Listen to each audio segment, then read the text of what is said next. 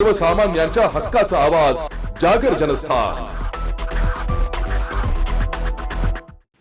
मुख्यमंत्र्यांच्या 100 दिवसाच्या 7 कलमी कृती आराखड्याअंतर्गत अंबरनेर पोलीस स्टेशन तर्फे तक्रार निवारण दिन नुकताच आयोजित करण्यात आला। यावेळी जिल्हा पोलीस अधीक्षक महेश्वर रेड्डी यांच्या उपस्थितीत 205 अर्जांपैकी 119 अर्ज निकाली काढण्यात आले। जनतेच्या हितासाठी मुख्यमंत्री देवेंद्र फडणवीस यांनी पोलीस प्रशासनाला 100 दिवसाचा कृती आराखडा दिला असून या अंतर्गत 7 कलमी कार्यक्रम राबवण्यात येत आहे। यात गुन्ह्याचा निपटारा, स्वच्छ पोलीस स्टेशन, नागरिकांना वेळेत न्याय, अन्याय दूर करणे, कर्मचाऱ्यांवरील तणाव दूर करणे, नागरिक आणि पोलिसांमधील संबंध सुधारणे, अद्ययावत दप्तर अशा अनेक बाबींवर लक्ष केंद्रित करण्यात येत आहे।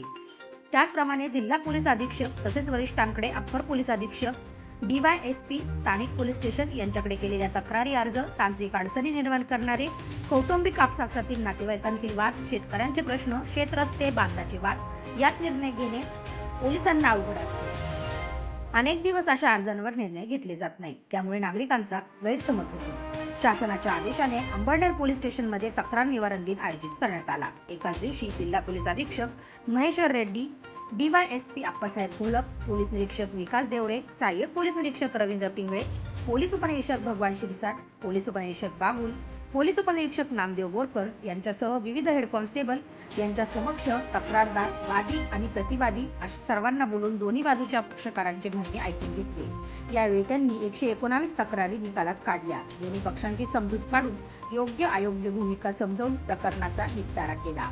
जागर जनस्थान करता फराज अहमद, जळगाव।